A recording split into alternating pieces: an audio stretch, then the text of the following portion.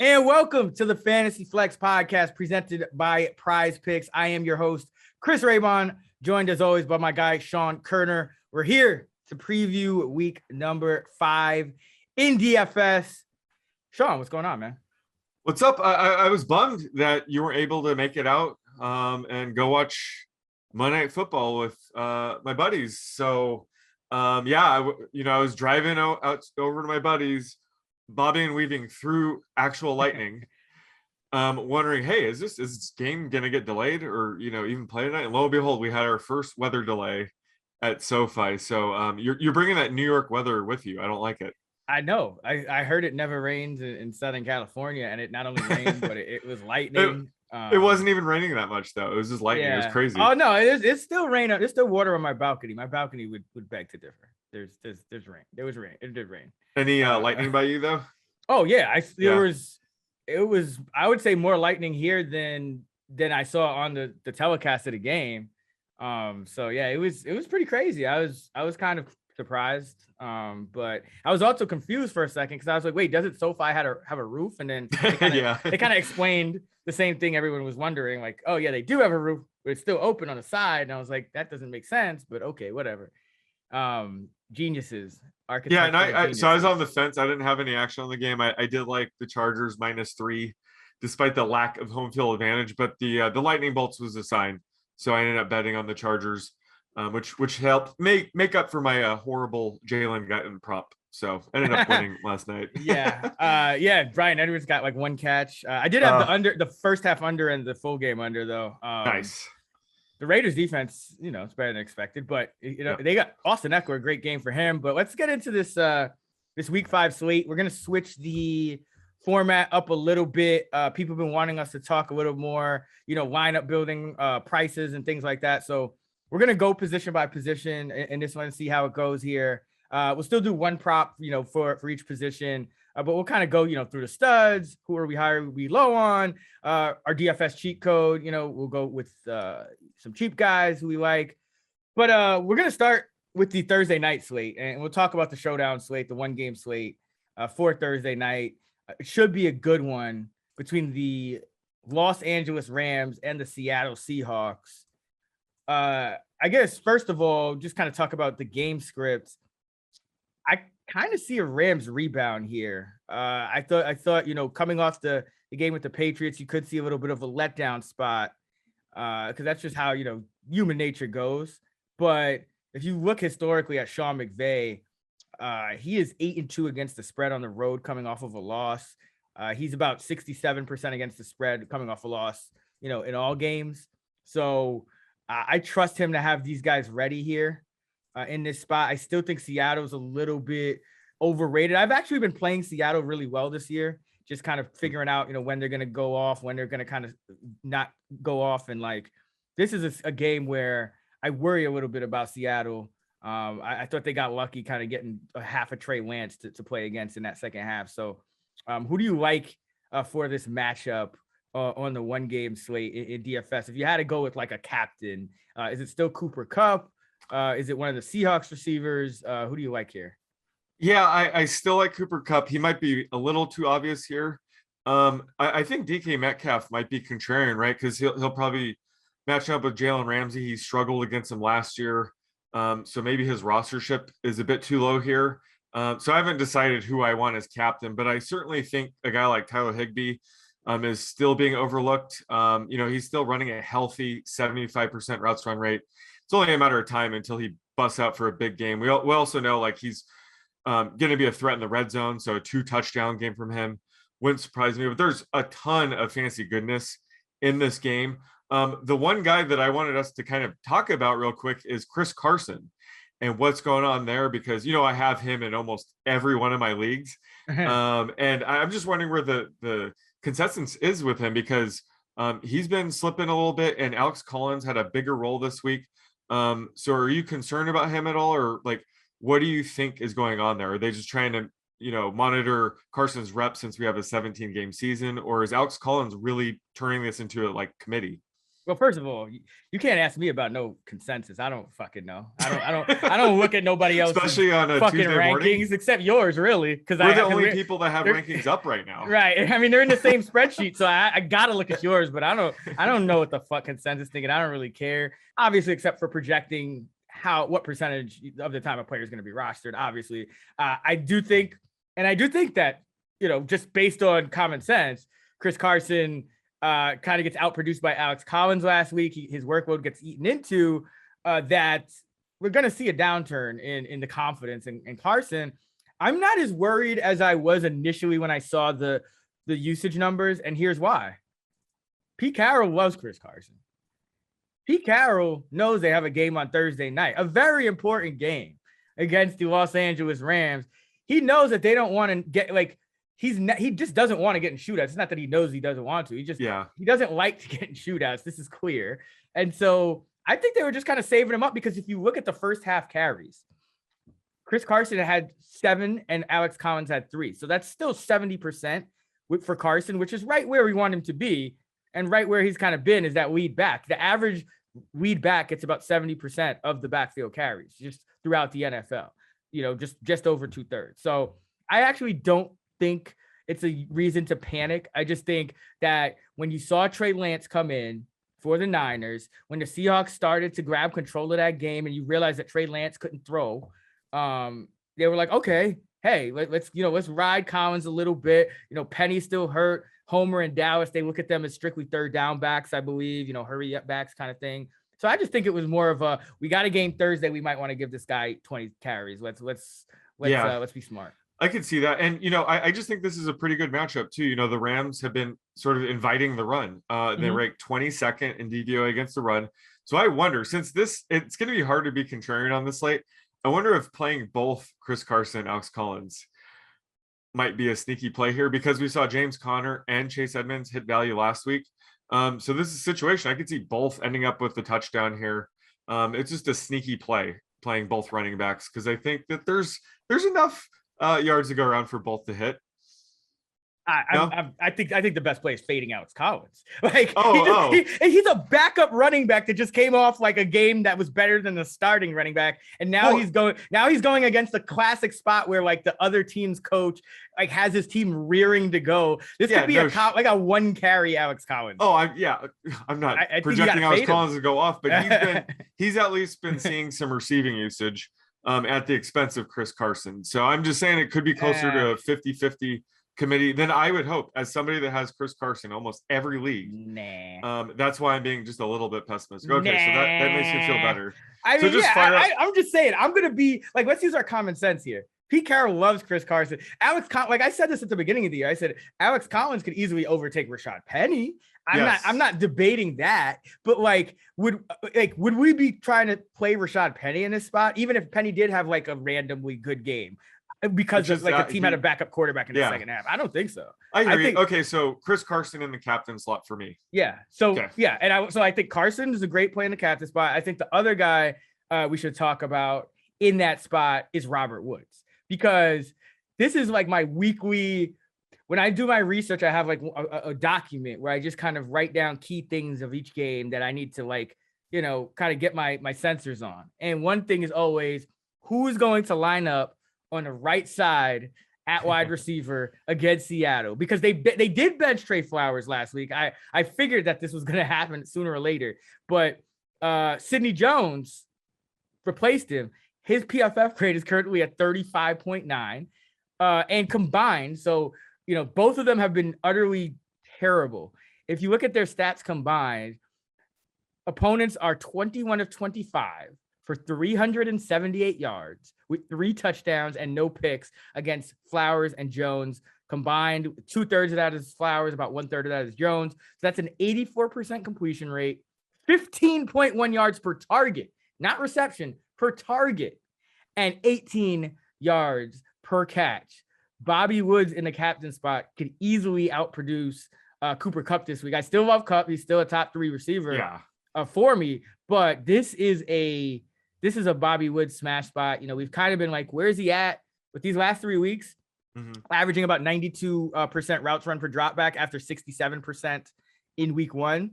So regardless of what McVay's doing with Van Jefferson, with Deshaun Jackson, Robert Woods is back in that mix. And he's also getting he's getting like about a rush attempt per game, maybe even 2 some games. So this is, for me, it's going to be a lot of Robert Woods. It's going to be a lot of Chris Carson, and it's going to be fading Collins. Yeah, and I think, honestly, you have to have some flyers of Van Jefferson and Deshaun Jackson, sprinkle them in. But it's just nice to have a Thursday night game like this after a couple of weeks of Texans and Jaguars and Bengals and whatever we've seen the past few weeks. So, can't wait for this matchup. Yeah, Jefferson is in a great spot too. I'm projecting him for about 82-83% routes run. And then Jackson, I like him because you're going to get a lot of single high safety with Seattle. And so that's going to inevitably weave Jackson one-on-one down the field at some point. So like that Deebo Samuel wide open touchdown we saw. Absolutely. Yeah. That's what I'm thinking. Yeah. Cause Trey Lance, like, man, this rookie quarterback class, like we may have jumped the gun because none of these players look like they can throw, like that, except Mac Jones. But like, this is a problem. This is becoming a problem. Like, I mean, I know Lance had great stats, but he doesn't look like he can throw. So like, it's problematic. All right, so let's go to the main slate. Let's talk QBs, and we'll quote some DraftKings prices here. Sean, you have Kyler Murray at 8K, Tom Brady, who threw for 200 and don't remind me how many yards? 69. Nice. Last week, not 350. Oh my God. If there wasn't you win some, you lose some. If there wasn't a monsoon, it looked like he probably would have thrown about 350. Damn it. And then Aaron Rodgers is at 71, and Jalen Hurts is at 7K. So out of those four, there's 4 quarterbacks 7K or higher on DraftKings. Talk to me about who you like, who you don't like in that stud group. It's got to be Jalen Hurts. He is the human version of a cheat code at quarterback. And, this is a tougher matchup. I'm finally conceding to you. The Panthers is a tough matchup. But Jalen Hurts is matchup proof, so it doesn't matter. So maybe his rostership will be a bit lower this week. It seems like the market is always underestimating Jalen Hurts. Last week on Fantasy Pros, I had him ranked 4th, and his ECR was 7, and he finished top 4. So I think I'm going to continue betting on Jalen Hurts until he fails me. So I'm going with Hurts here at 7K, just too cheap still. I love Jalen Hurts this week, and here's why. Jalen Hurts is facing this Panthers defense that, yes, it is, as I thought it might be earlier in the season, a lot better than we expected. But you know what Carolina's been doing more than any other team in the league? Blitzing. They lead the league with a 42% blitz rate, according to Pro Football Reference Advanced Stats. So they're blitzing 42% of the time. Jalen Hurts kills the blitz. Jalen Hurts this season, when blitzed, is averaging 8.7 yards per attempt, 4 touchdowns, no picks. That is brilliant. That's higher yards per attempt than any other situation, whether it's pressured, kept clean, or not blitzed. It's when he's blitzed that he's averaging the most yards per attempt. This is the same story as last season. Last season, 51 attempts while blitzed, 8.8 yards per attempt, 4 touchdowns, 1 pick. So you're talking about a guy who's thrown 8 touchdowns already while blitzed in his NFL career on fewer than 100 pass attempts. That's great. 8 touchdowns on 98 pass attempts while blitzed, while averaging, upwards of 8.5 yards per attempt. So he's going to make them pay, or, they're going to have to change up their whole scheme, which, that's advantage offense. Now you're dictating to the defense. And if you're sitting back, then Hurts, that's going to open up the run game. That's going to open up Hurts moving around. I think that's going to make it easier. So I think I wouldn't be surprised if the Eagles win this game. And I know, you're seeing the total kind of low in this game. So it's not going to be a game that everyone's looking at to target. Carolina has good defensive stats, but this is a tailor-made matchup based on scheme for Jalen Hurts to go off yet again. So yeah, I love that call. Yeah. And what was one of the knocks on him going into this season, his accuracy. So on the season, he has a 66.2% completion percentage. And according to Next Gen Stats, his expected completion percentage is 63.9. So he's, much more accurate this year. I think you called that too, heading into the season, that his stats were skewed because of the last game or something. Like you had a take on he that. got benched in the Washington game that they obviously didn't want to win. And they were playing like a hungry Washington defense that like had playoff aspirations. So, and that was 25% of his sample last year. Right. It was like, come on. I mean, it was overblown. All the negative things about him were overblown. And he's proving everybody wrong right now. So I still think the market's not giving him enough love here. Yeah, it's the rookies who stink. Right? Yeah, seriously. it's not Jalen Hurts. Like, I think that Jalen Hurts is I would say he's a cash play again this week. But let's do a DFS cheat code here. And no, actually, let's do this backwards. So we're gonna do a DFS cheat code, which is gonna be a guy outside the stud tier that you like, that you're high on. But before we do that, give me a guy that maybe you're fading a little bit, somebody that you're a little lower on, that people may end up rostering a little bit more than you think is optimal. For me, it's Aaron Rodgers, and I don't know if he's going to have high rostership because he is 7,100. That price might scare people away, but I'm also scared of this matchup. The Bengals could get Jesse Bates back this week, so they're a defense that could give him some trouble. I think the loss of Marquez Valdes-Scantling definitely hurts Aaron Rodgers' upside. So obviously he's going to lean on Devontae Adams here, and I think he'll still have a good game. But right now, Aaron Rodgers is my QB 14.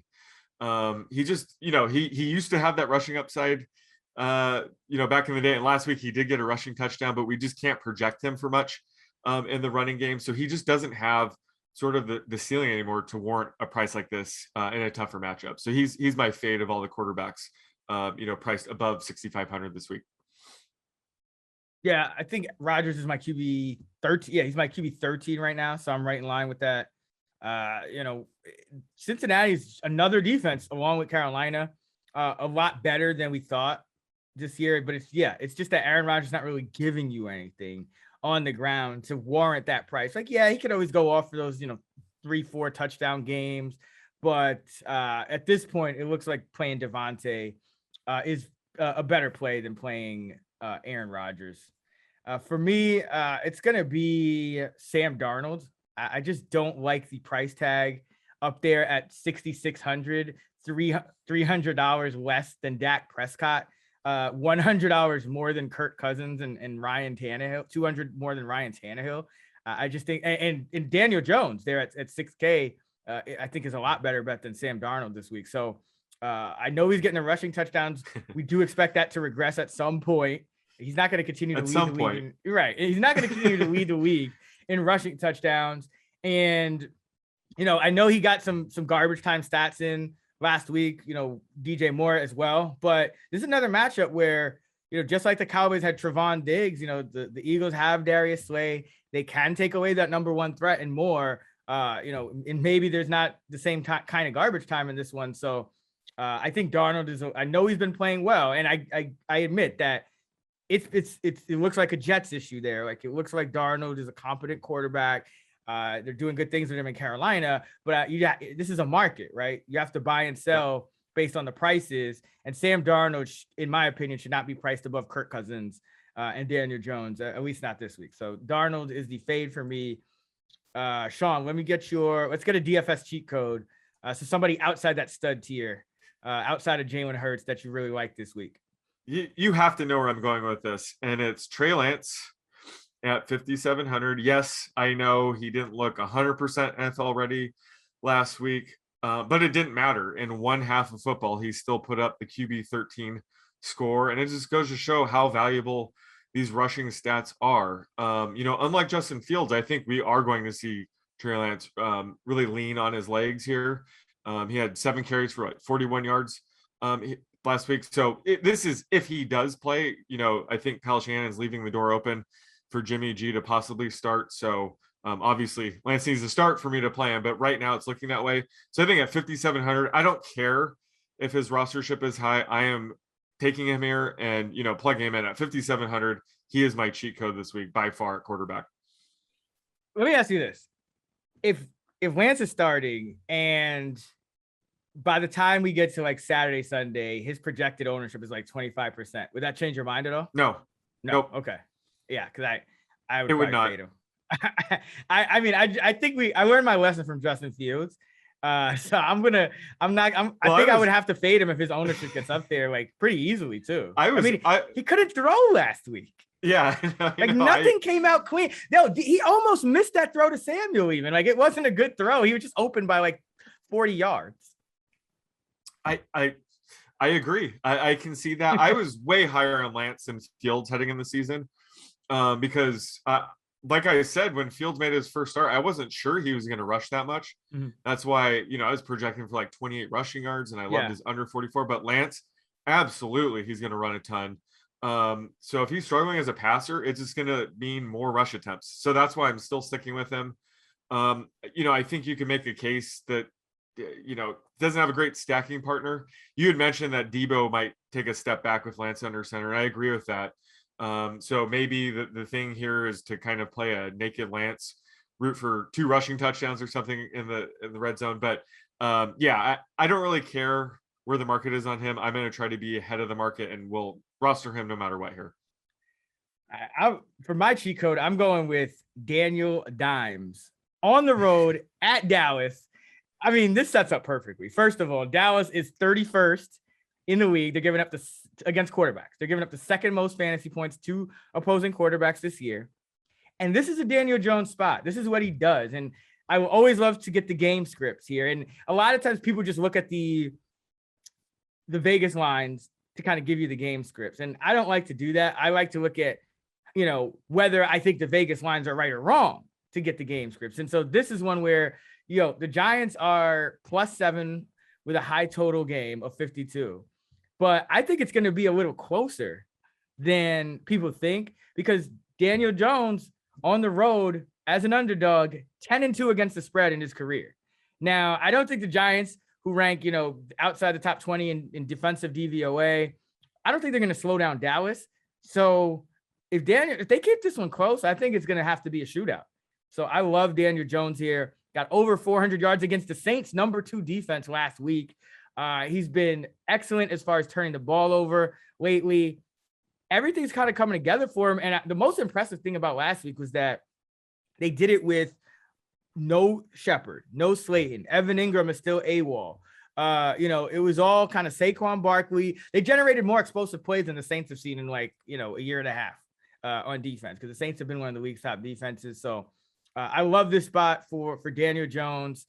Trevon Diggs is still, to me, he's playing like the best corner in the league right now. So, there might be some ugliness at some point. You might get a pick or 2 off Jones in this one because Trevon Diggs does that every game. But, get a pick, you're just going to force the Giants to have to throw the ball more. Dallas has been kind of messing up opponents' running game plans. Teams have had to throw a lot more than they've had to run on Dallas through 4 games.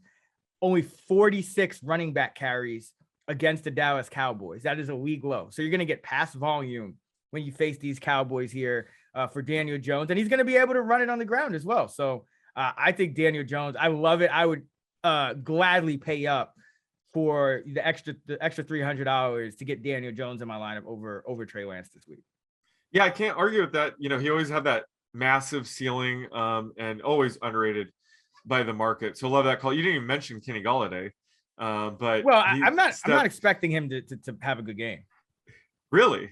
Last week he had a good game is why I mentioned that. But Daniel Jones, he was really aggressive last week. Next Gen Stats had him throwing aggressive past 22.5% of the time, which you need to throw in tight windows when it comes to Kenny Golladay. So that was a good sign to see. And John Ross, Kadarius Toney stepped up. So yeah, hopefully he gets Sterling Shepard back this week. But even if he doesn't, he has enough weapons to go off here. And like you said, his rushing upside has been unreal this year. And last week he only rushed 4 times for 24 yards. But yeah, he's been pretty consistently over like 30 plus rushing yards. So love this call. Yeah, Dan, that's a cheat code. For me, Let's go to running backs here on the main slate. We have Derrick Henry at 9K.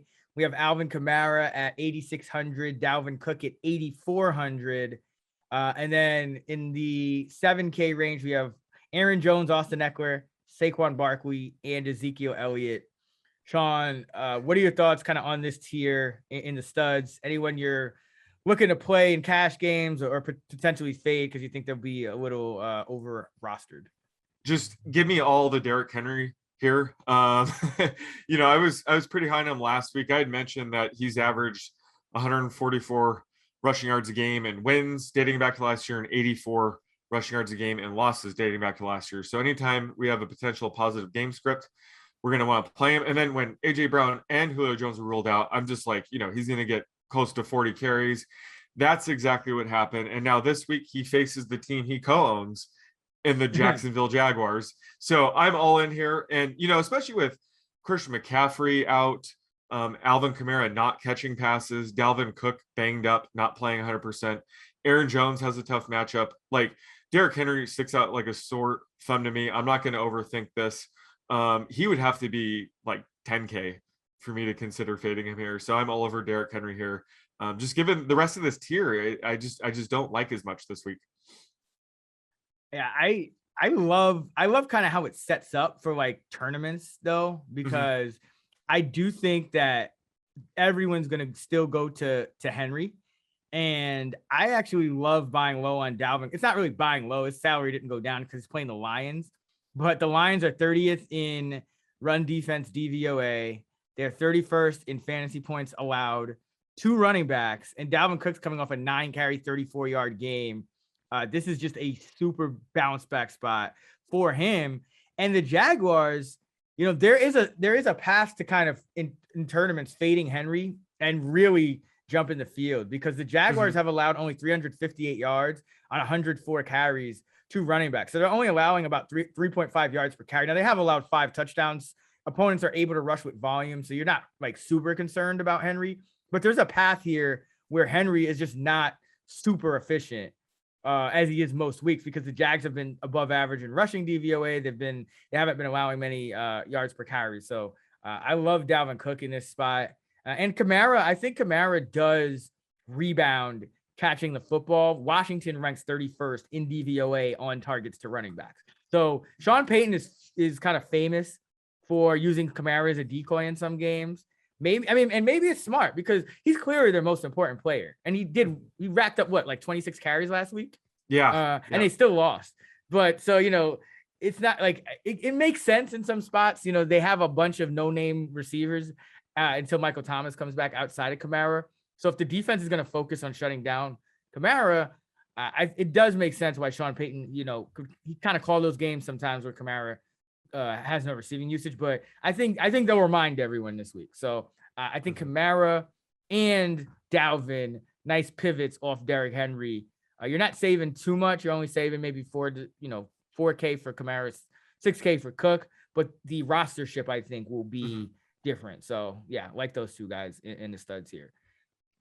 What about a running back that you are not as high as the market on this week?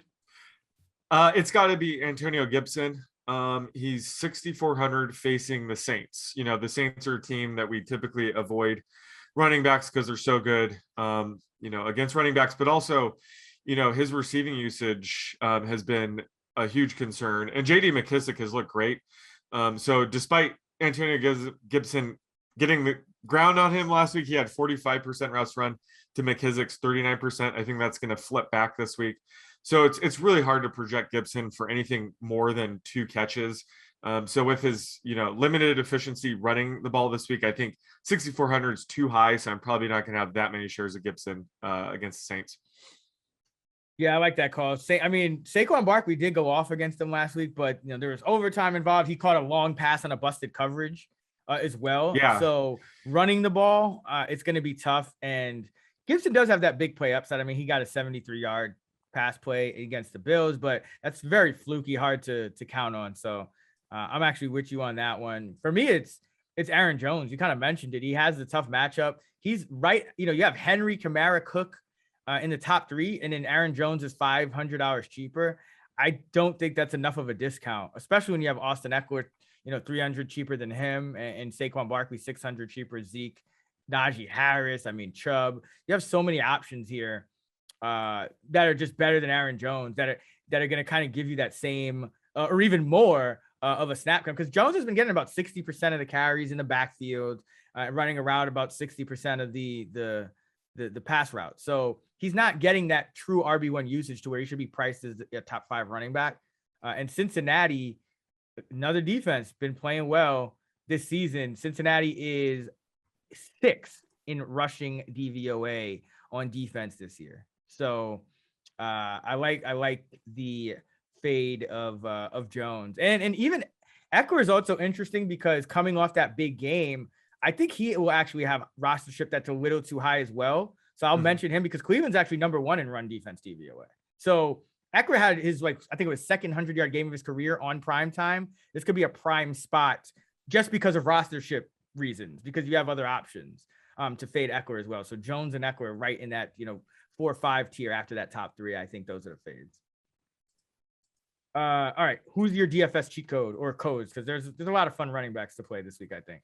Yeah, I think an obvious one is Samaje Perine. He sort of feels like a free square this week at 4K, assuming, Mixon's week to week. So we're assuming he's out. So that it's a great matchup at home against the Packers. So love him. I think a sneaky Chico play this week would be James Robinson. He's 6K at home against the Titans. I don't know who you're going with this. The Titans are only -3 or -4 against the Jaguars here. So this game could be closer than people think. And Urban Meyer seems to have figured out that James Robinson is really good. Carlos Hyde was out last week, but I'm not sure if he's going to be able to play this week. And I don't know if it matters. I think they have figured out Robinson should be the workhorse back. He ran 82% of routes run last week. So my receiving projection for him is 3.6 receptions. I'm projecting him for 16.5 carries against a pretty weak defense. So he's in my top 10 this week. And I think at 6K, people might be overlooking him despite the good Thursday night football game. But I think he's my cheat code this week, especially since he's, in the 6K range, may be overlooked. James Robinson. That's like, if he's not the top owned running back, I would be surprised. I mean, James Robinson is like, that should be the locked in cash play. He's my RB8 right now, 6K. I mean, we talked about all the running backs priced over him. There's a dozen or so. So I think that's a smash spot here for James Robinson. He had, Carlos Hyde was inactive last week, but Ogunbowale isn't going to do anything either. Even if he's active, Hyde isn't.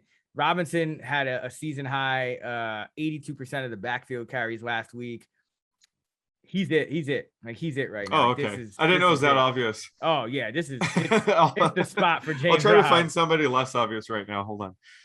Oh, no. I think, no. People want, this is what they want. They want the James Robinsons. They just want to know who to play, man. Please play James Robinson this week. Please play James Robinson.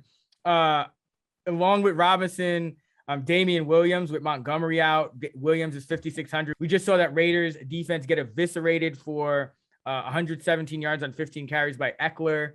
And they gave up about 29, 30 running back carries in that game against the Chargers. And now they're on a short week. So you're talking about a worn down run defense on a short week. Love Damien Williams. I know he has the questionable tag, but it looks like he's going to be fine. I just got a little nicked up in that game, but he's had 70 snaps to Khalil Herbert's 10. So he's getting about 87, 88% of the snaps divided between those two guys.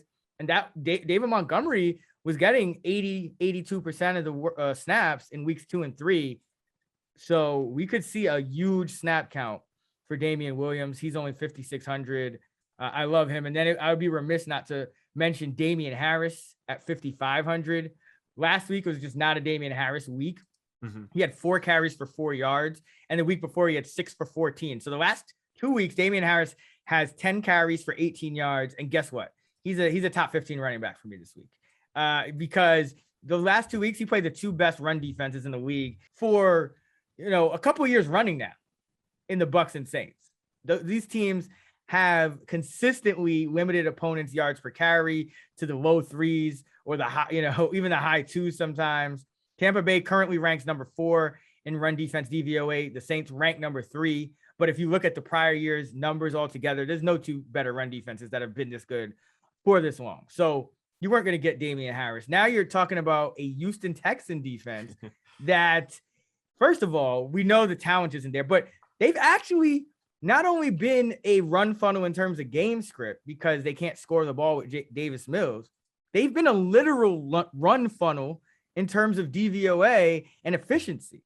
They are 8th in pass defense DVOA, which is pretty impressive considering it's the Houston Texans, 31st in run defense DVOA. So this is the perfect matchup for Damien Harris. I'm talking about you could get 100 yards and 2-3 touchdowns from Damien Harris this week. So 5,500. I would play him in cash. I almost never play a running back that doesn't catch the ball in cash, but this is the spot. This is like the way Zach Moss had a spot last week. This is the spot for Damien Harris. The total is low. The Patriots are favored by more than a touchdown.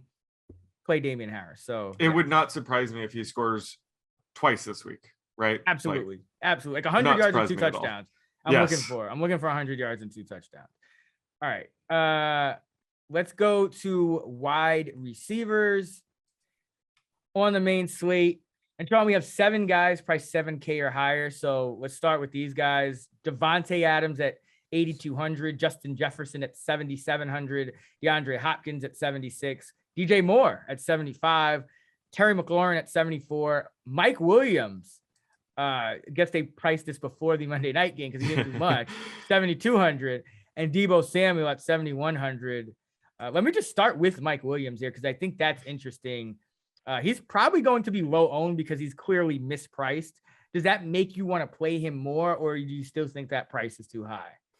Yeah, he was possibly going to be my cheat code because he's priced too high. After the Monday Night Football game, I think people are going to be off of him, but I've believed in him all offseason. I had mentioned, he's the guy I target in that wide receiver 40-45 range because offensive coordinator Joe Lombardi told us how he intended to use him in the X receiver role. So I'm not expecting Mike Williams to go back to the inconsistent Mike Williams where we're going to see a one catch for 11-yard game too often here.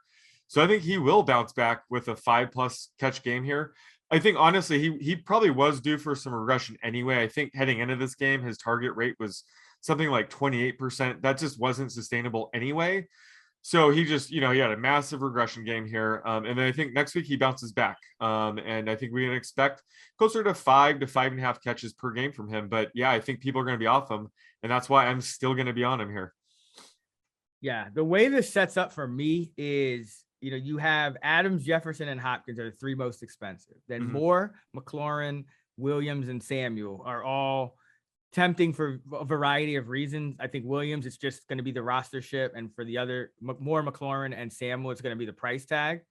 So for me, I'm going to go high. I'm going to go Adams, Jefferson, and Hopkins, and probably fade the bottom 4. Williams, not like I kind of like the call of like if he's going to be like 5% or something like that, then I'm going to play him. But he is overpriced as he's not a cash game play. Like when it comes to projection versus price, he's way overpriced. Yeah. So I'm talking tournaments here too, though. Like, I think that people are going to try to get that little bit of a discount here with DJ Moore, who's been just crushing, with Terry McLaurin, who's been crushing, Deebo Samuel, who's been crushing.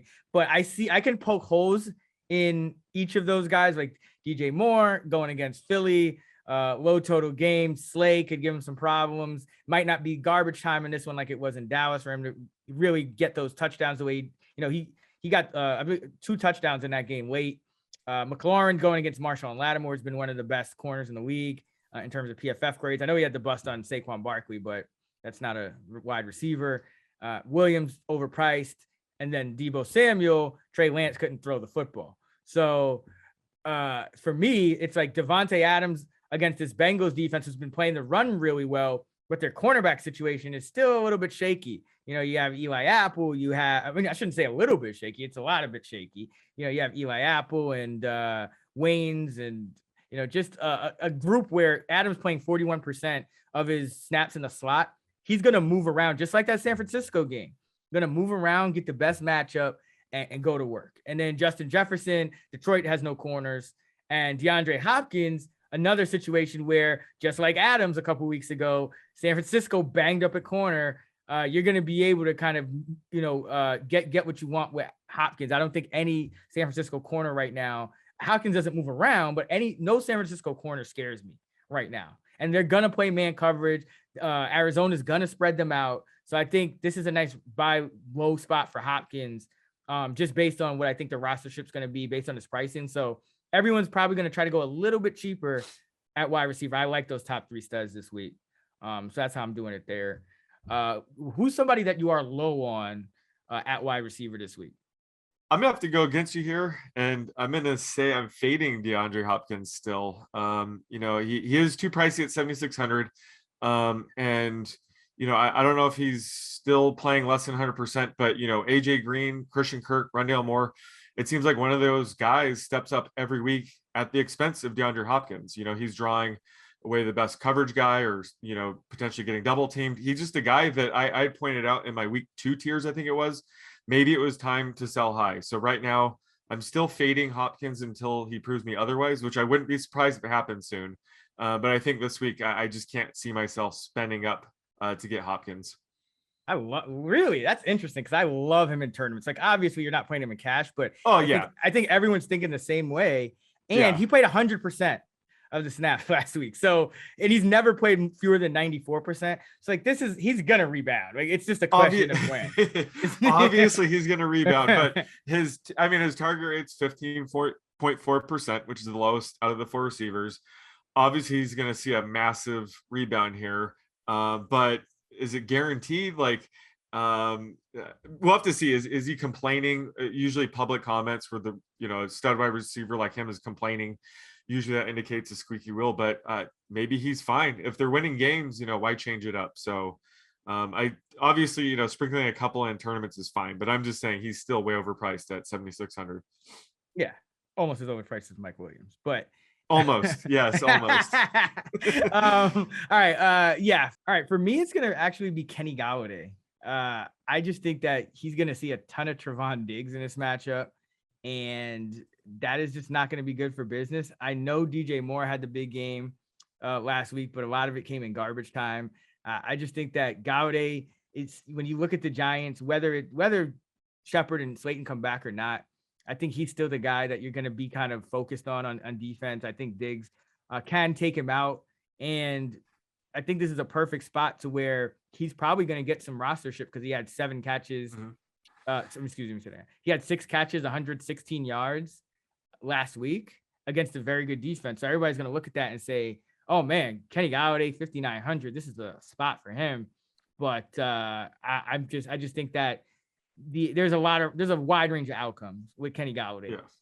And so, yeah. Oh, sorry. I was just going to ask, since you're playing Daniel Jones, like which guy do you think you'd be stacking with?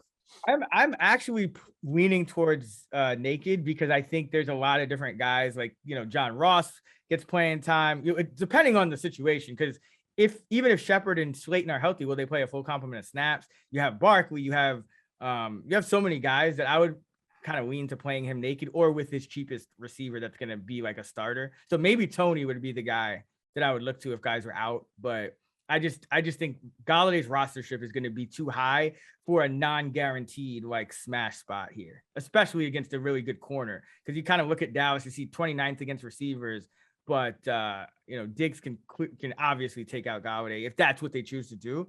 And the way it's setting up, that would kind of be what they would choose to do. So, let's not forget the struggles Golladay had in the first 3 weeks and say, oh, it's fine now. I think Daniel Jones can have a good game without Kenny Golladay. So.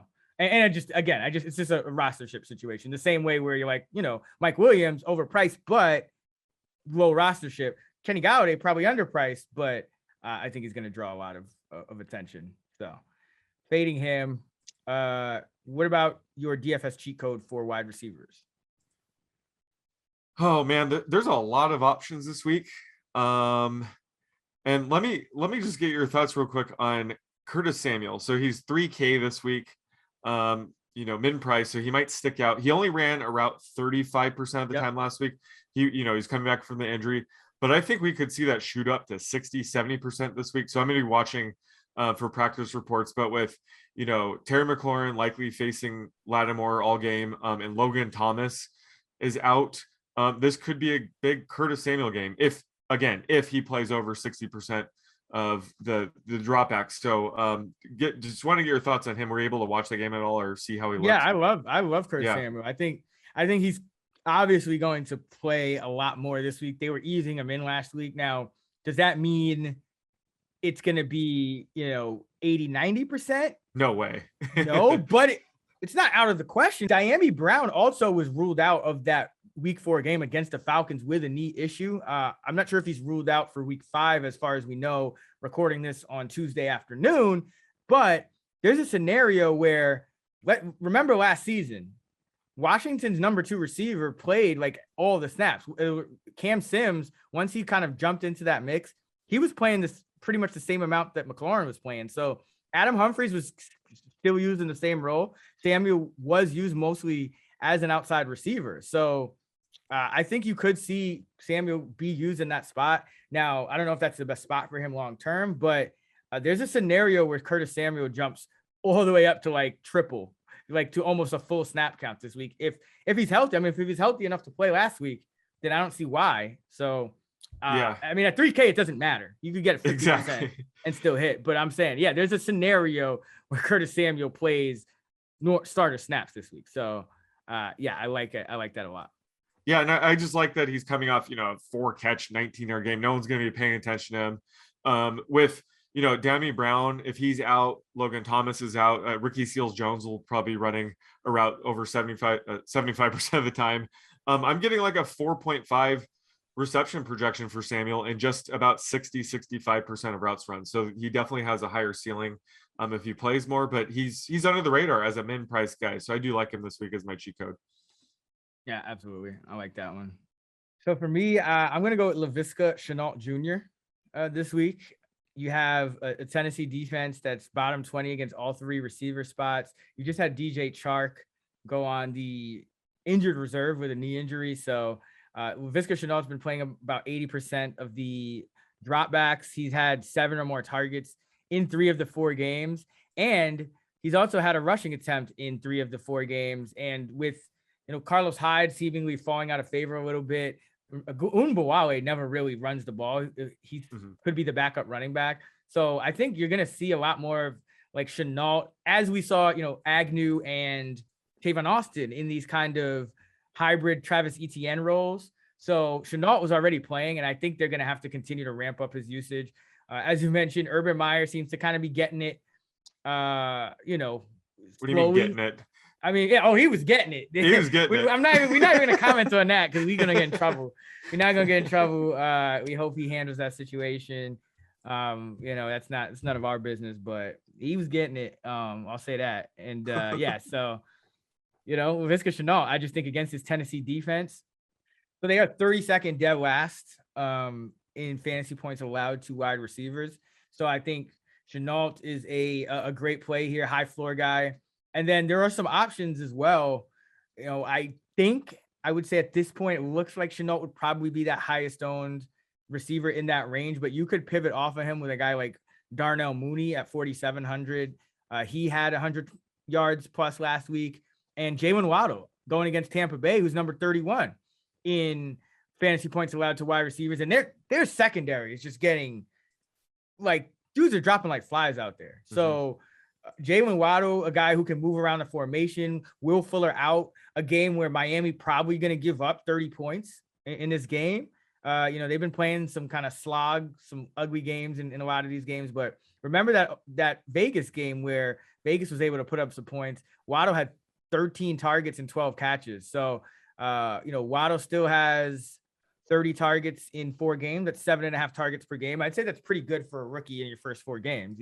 That may only increase from here. So Jalen Waddle is another guy in that range, but love that, high 4K range on DraftKings to find some value here at wide receiver. Yeah, I'm with you on that Shenault call. Like we already talked about, but with DJ Chark out, I don't think they're going to lean on these ancillary receivers like Tavon Austin, Tyron Johnson, and Jamal Agnew, the converted cornerback, and the kickoff return extraordinaire. And Dan Arnold's still learning the offense, so it might take a couple weeks for him to get a role. So I think they're going to lean on Shenault a lot here, especially against the Titans. What are your thoughts real quick on Randall Cobb at 4K? You mentioned that, Green Bay's probably being hurt without Valdez-Scantling.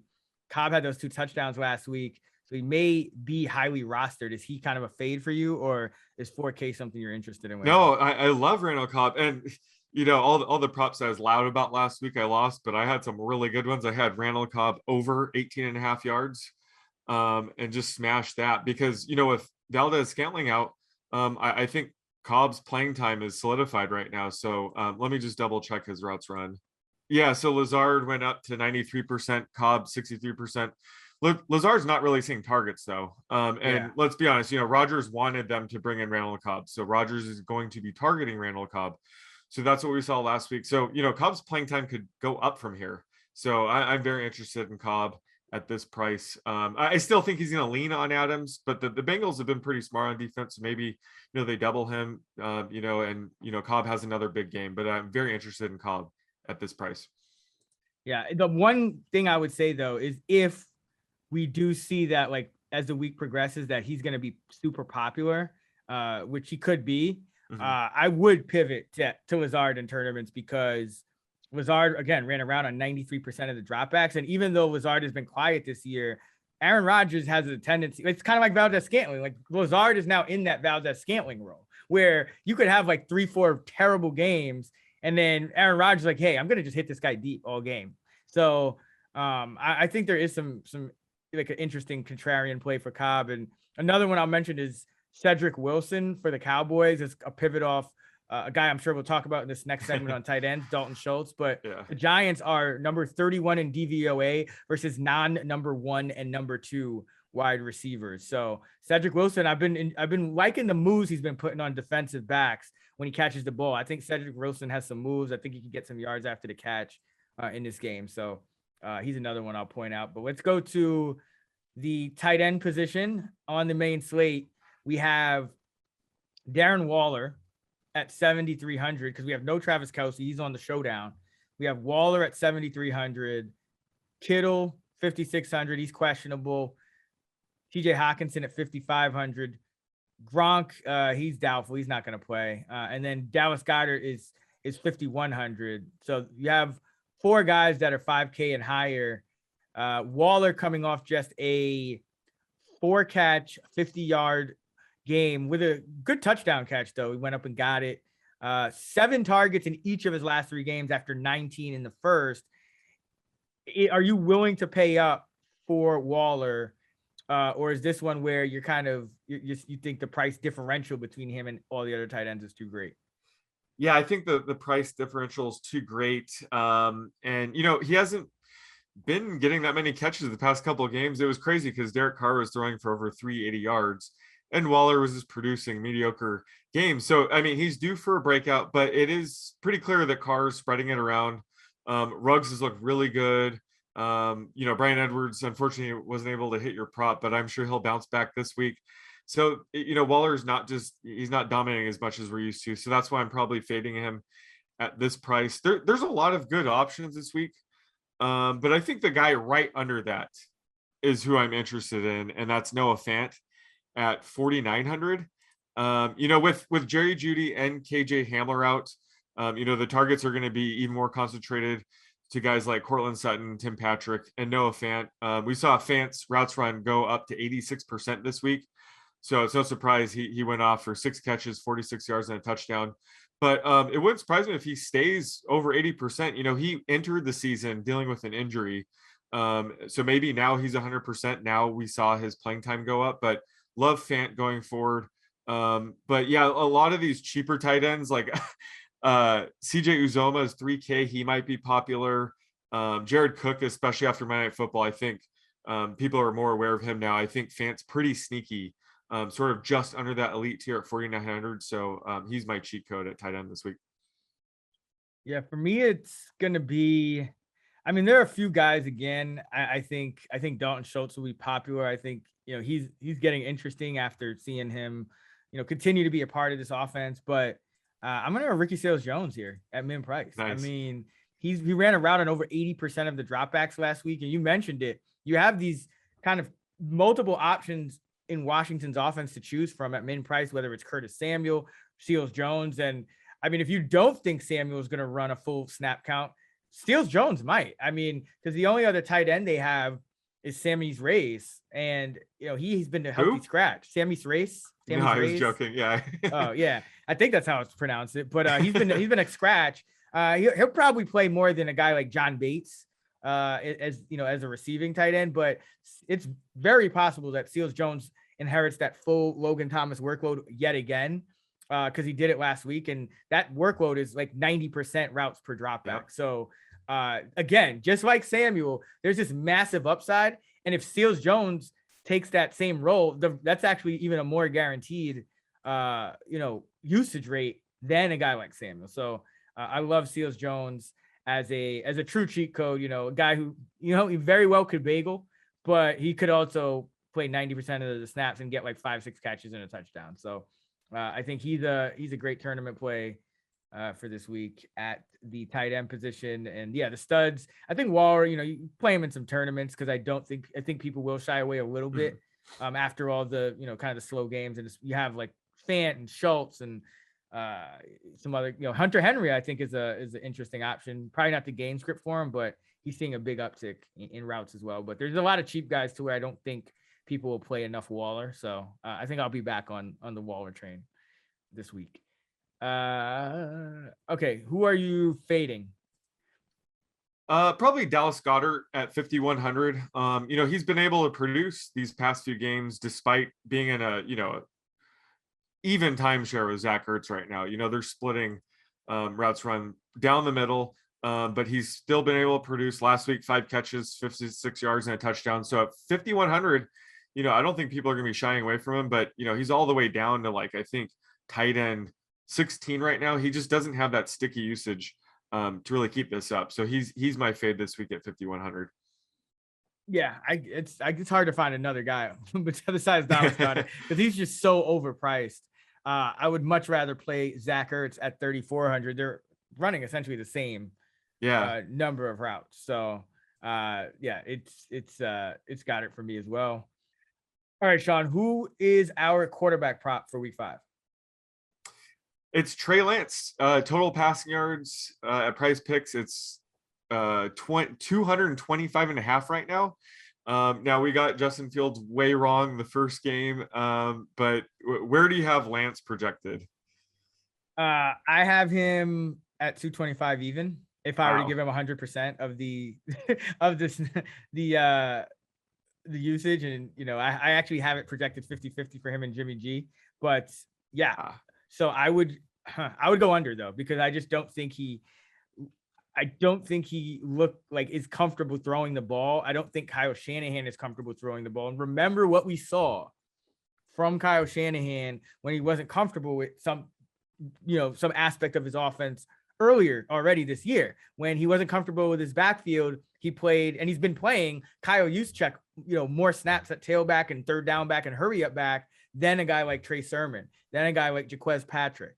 So if Lance plays and you're starting from 0-0, you're not kind of down in that second half against the Seahawks, then I think you see an extremely run-heavy game plan. I think this is the week. I still think you see a ton of rushing usage from Lance, like you said, but I don't see him throwing the football, dialing up a ton of throws for Lance. And again, if you take out that Deebo Samuel 76-yard touchdown, and also Deebo Samuel fought for extra yardage on his other touchdown as well, helping Lance out. But those are kind of plays that you can't count on week in and week out.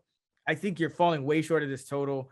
I could see it. I'm not saying he gets sacked 9 times and has 1 net passing yard like Justin Fields, but I'm saying that I would not rule out a pretty ugly passing line for Trey Lance in this one. There is some volatility there, because I do think that, if you do dial up plays for Lance, they should be deep throws. Like, I don't think you want him, given his accuracy, like making all these short and intermediate throws all day.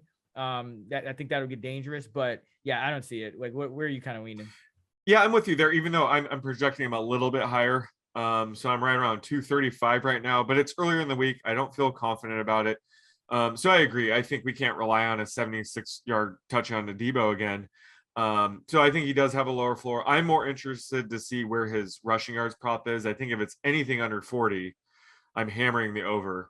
because I think that's going to be more predictive for him. Like I said, it wouldn't surprise me if we see, 8 to 9 design runs for him. So, I'm projecting that closer to 45, 50 yards this week. So I think I'm passing on the passing yards, but I'll probably be on the over when it comes to his rushing prop. Yeah, I have 44 for Lance is in my initial projections right now. If I give him 100%, if he started. Yeah. Okay. Who is our running back prop?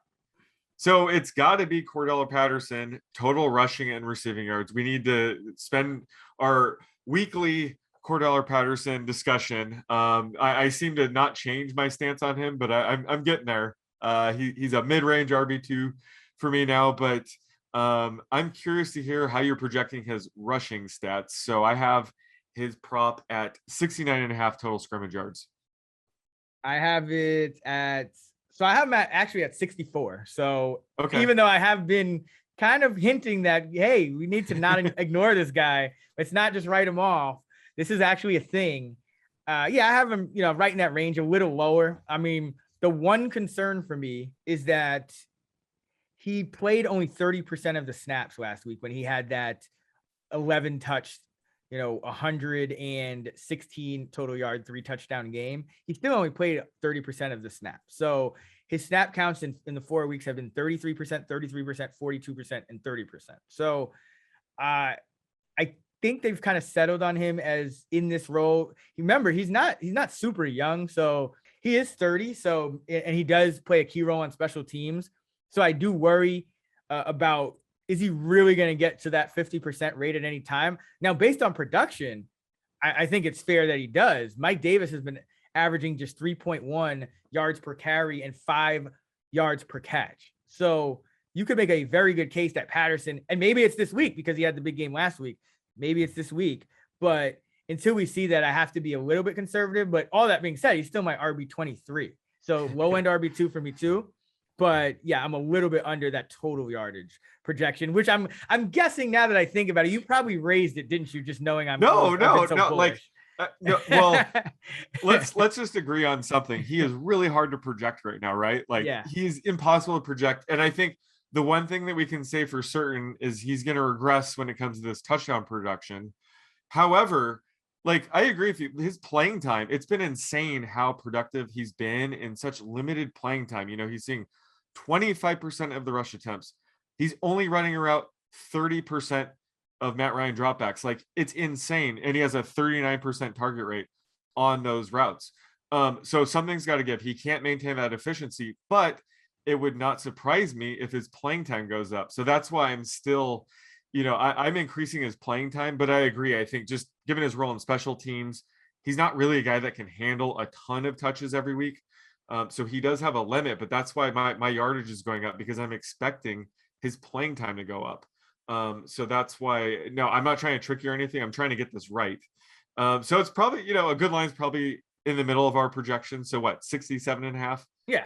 Would be a fair line, I think. Yeah. So I'm not trying to play games here. Oh, no. Cause I remember I'm trying to get it right. when we had our guy Friedman on, a lot of times I know you would kind of think about how Friedman and I would answer, and you kind of shade the line. With me, it's usually under but I was pretty bullish on Patterson. This podcast, definitely one of the few, or maybe the only, that talks about Patterson, Osborne, some of those guys. So let's keep it going. Sean, who is our wide receiver prop for week 5? Well, I'm going to go with the impossible here, and we're going to talk about Josh Gordon and his prop. This is an almost impossible line to set, so I'm going to just throw it out there. 13.5 receiving yards. I actually had him. So my mean projection is about 1.4 catches for 19 yards. Okay. So I'd be a little bit over, even with the median. I'd be a little bit over. So I'll say this. It really surprised me that Josh Gordon was going to play. I thought that he was going to be on the practice squad, kind of Le'Veon Bell, one of those guys, just kind of sit there for a while, because teams are signing these bigger name guys now to practice squads. That's the rules allow for NFL teams to sign bigger names to practice squads. So I just thought Gordon was just going to kind of rot, and eventually he would take over for Doris Fountain on the roster as the 6th receiver, who's still a healthy scratch on game days. But this news makes me think that maybe they waive like a Marcus Kemp or something. I mean, I thought they liked Marcus Kemp on special teams, but you also have Pringle. I think Pringle's he's a better like dual threat. Like, you know, he can play receiver and he can play special teams.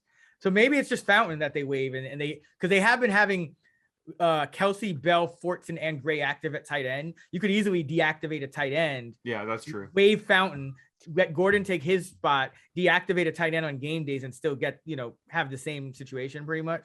So maybe they do that. But I will say I was surprised. But given that they're going to activate him, it does make me think he's going to play. So what I'm doing is I'm giving him kind of about 2/3 of the Byron Pringle snaps and knocking Pringle down into like, you know, the 10% range where, you know, it was Marcus Kemp was kind of at 5%. So that's kind of how I'm going about it. So I have him about 30% routes run.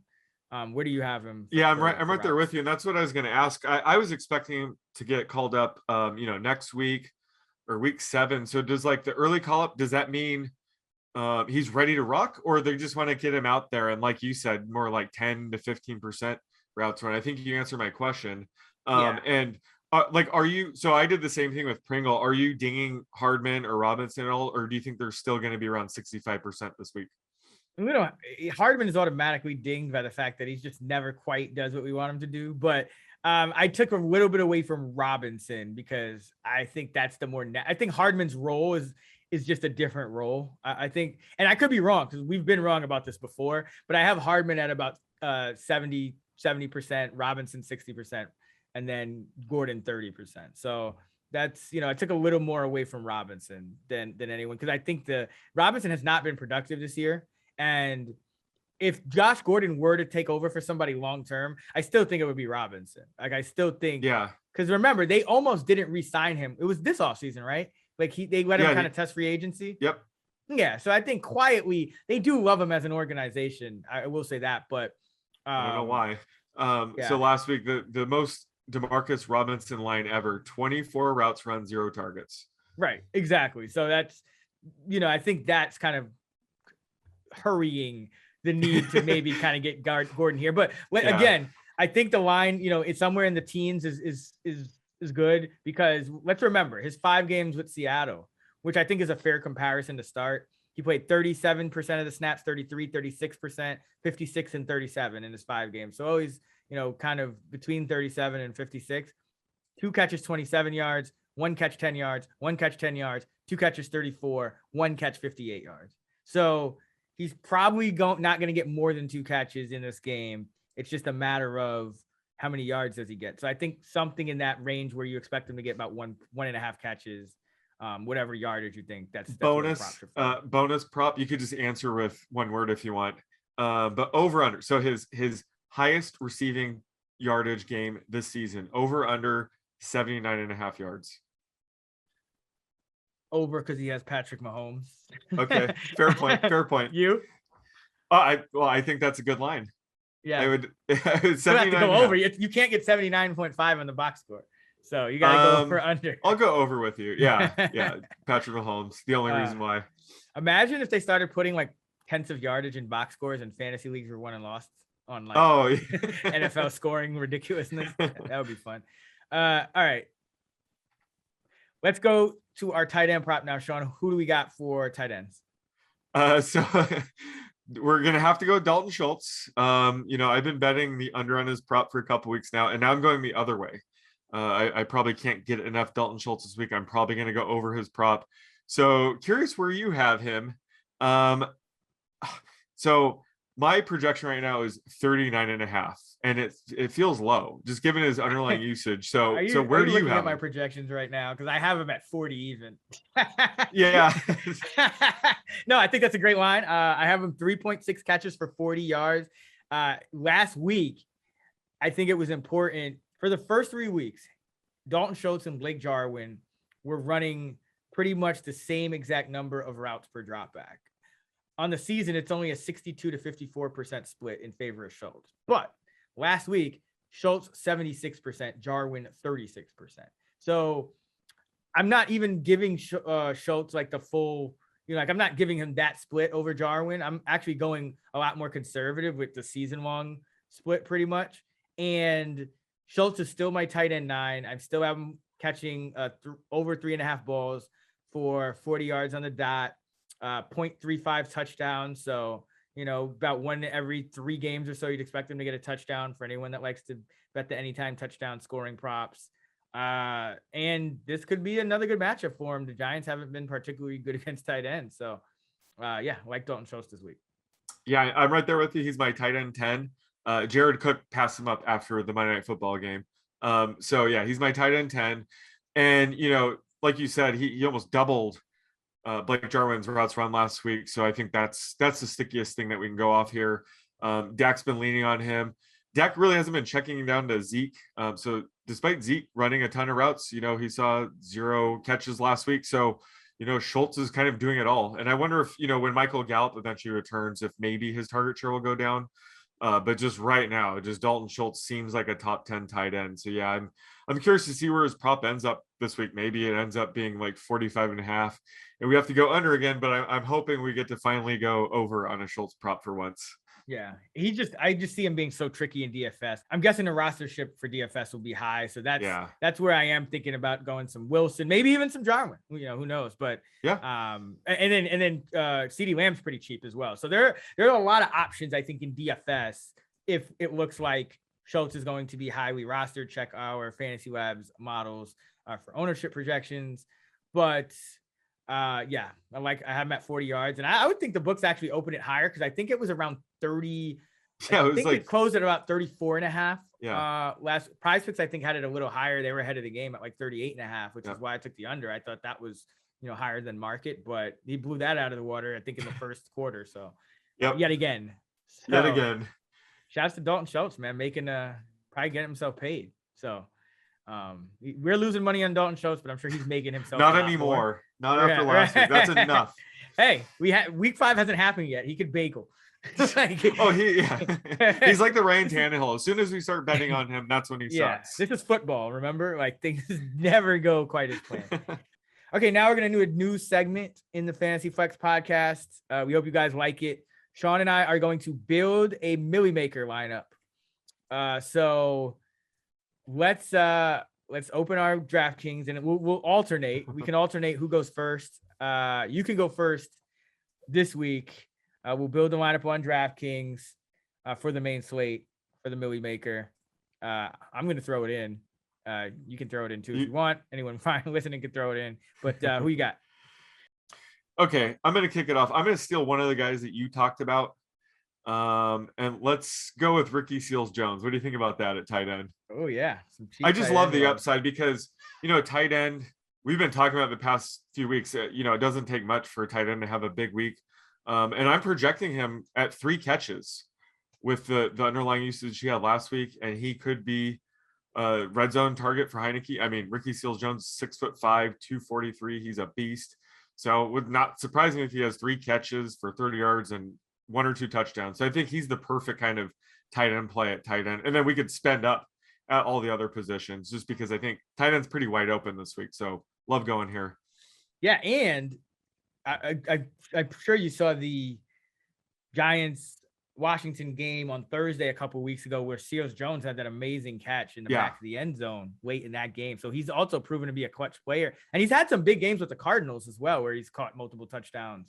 So like it. Yeah, he's always been solid. And like you said, the Cardinals weren't they're not a good scheme for tight ends. So he's flash upside in the past. So I think especially last week, he only caught 2 balls for 19 yards. He's going to be totally overlooked here. So love going just extremely cheap at tight end.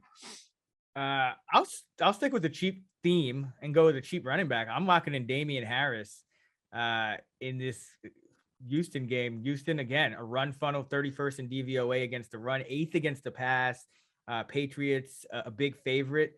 On the road, Bill Belichick doesn't mess around. He goes in there to take care of business. He doesn't get fancy, and I don't think he throws the ball around 50 times. This is just going to be a Damien Harris smash spot. So love Harris this week. 5,500.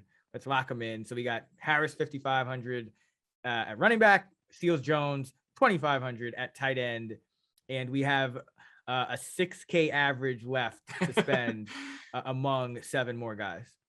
Yeah, who's gonna start spending these dollars? Should it be me? Hey, we gotta get some studs in there. I usually do like to build from low to high. Though, Yeah, so, same here. Yeah. Same here. Yeah, you had mentioned him being cheap. He's a guy that I've been eyeing, and that's CD Lamb. So I guess we're kind of fading Dalton Schultz here, but Dalton Schultz had these 2 big games. I think CD Lamb's due for a big game against the Giants. He's 6,200, so we still have a lot of money to spend. But I like getting an elite wide receiver in there at a cheaper price, and then go from there. All right, so yeah, we have Damien Harris, CD Lamb, Ricky Seals-Jones. So we have a running back, a wideout, and a tight end. I'm going to go with the quarterback here. Let's get Daniel Jones in here. Thank you. I like the correlation between Jones and Lamb, especially since I'm not sure exactly who I want to stack Jones with. So we probably will end up going naked Jones here, but we will still have some correlation bringing it back with CD Lamb. So Daniel Jones at 6K, Damien Harris at 55, CD Lamb at 62, and Ricky Seals-Jones at 2,500. That leaves us 5 spots. Running back, 2 wideouts, a flex, and a defense, and we have an average of 59.60 per player, so we're in good shape. Yeah, we got to start spending up. Thank you for picking the quarterback. I was deciding between Daniel Jones and Hurts there, but I love going naked Jones. I promise I won't throw Golladay in here. But let's see. So, man, always pick a defense.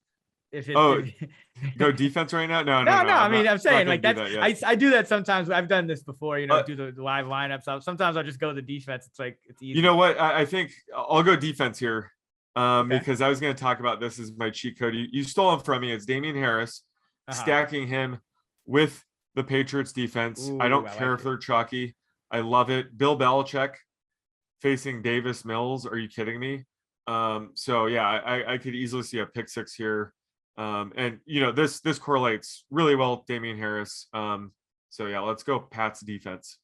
All right, so we got a quarterback, a running back, a wideout, a tight end, and a D. It's Daniel Jones, Harris, Lamb, Ricky Seals-Jones, and the Pats D. We're paying up.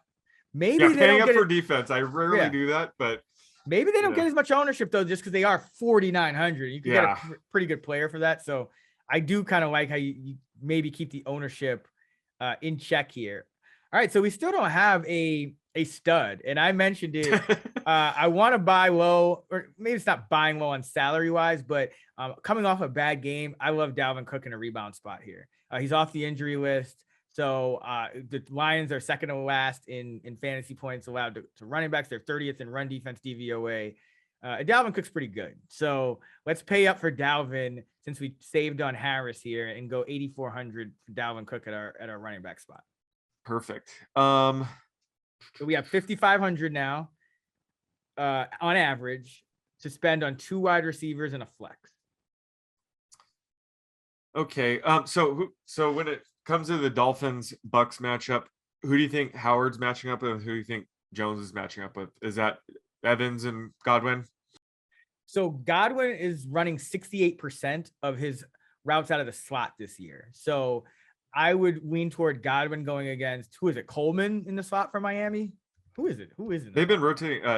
Nick Needman, I think, has been rotating it. I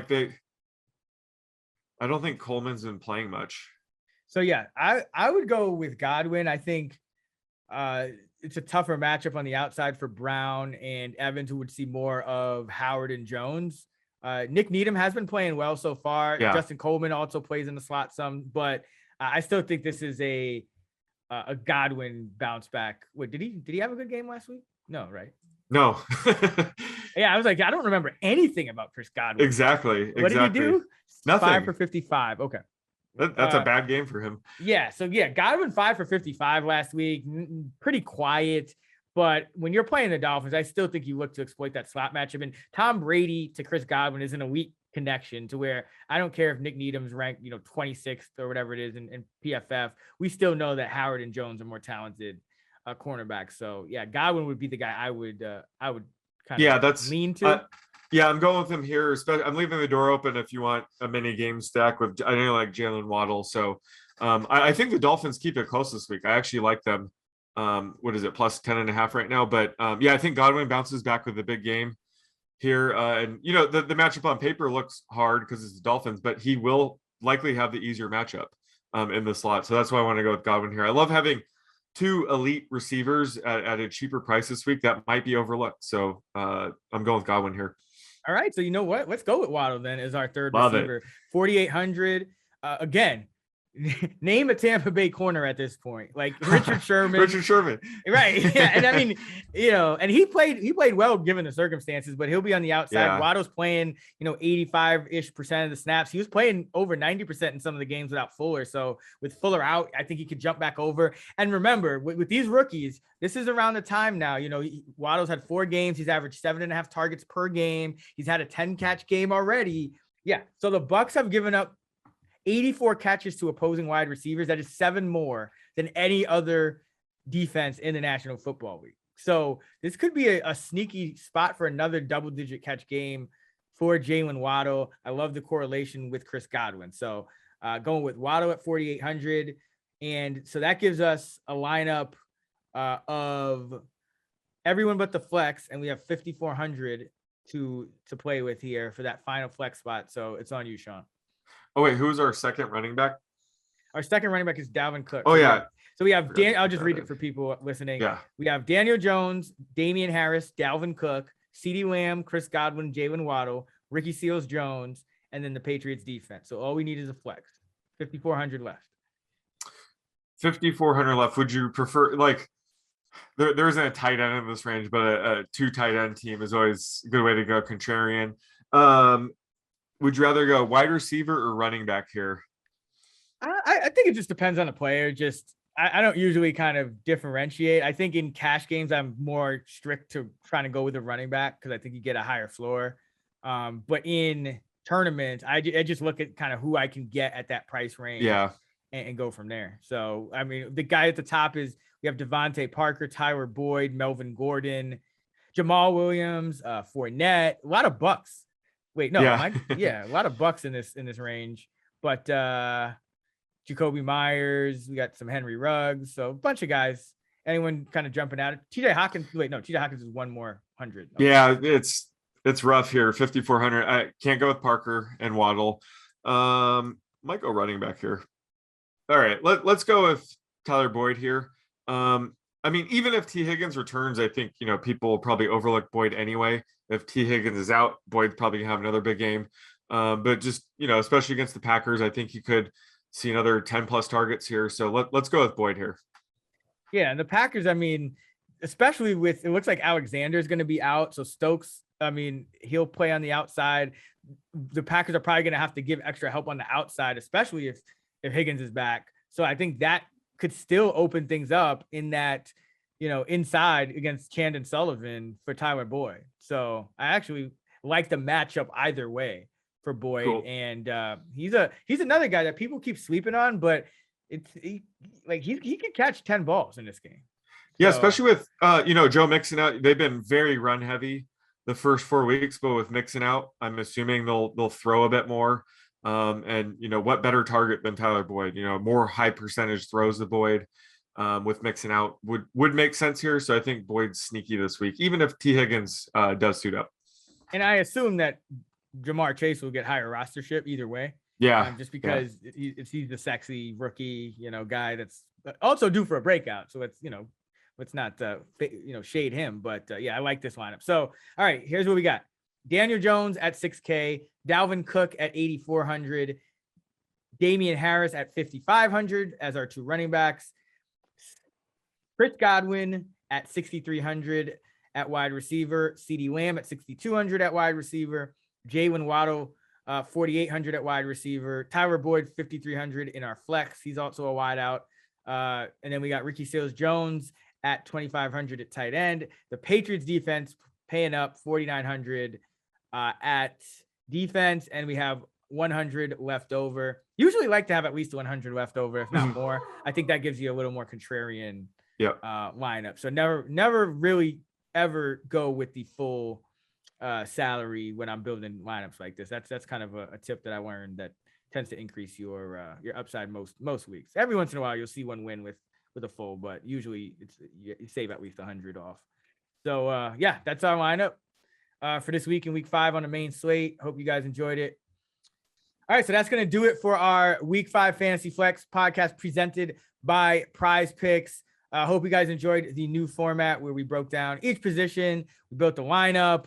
You can follow Sean on Twitter at @the_oddsmaker. You can follow me on Twitter at Chris Raybon, and you can find us both at those same handles in the Action Network app. Be sure to check out actionnetwork.com for our fantasy rankings and projections, and check out fantasylabs.com for our DFS content, models, and tools. Until next time, let's get this money.